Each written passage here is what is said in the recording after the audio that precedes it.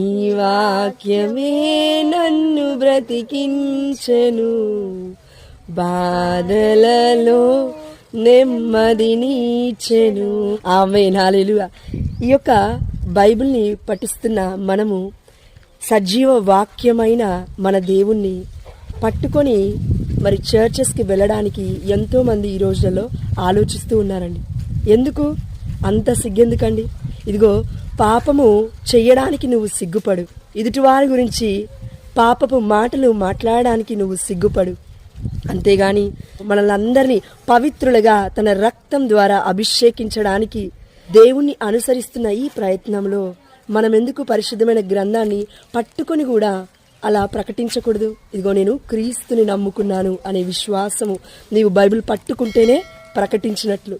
నోటి ద్వారా మాట్లాడాల్సిన అవసరం లేదండి కొన్ని విషయాలు. ఎందుకంటే యాక్షన్ స్పీక్స్ మోర్ దెన్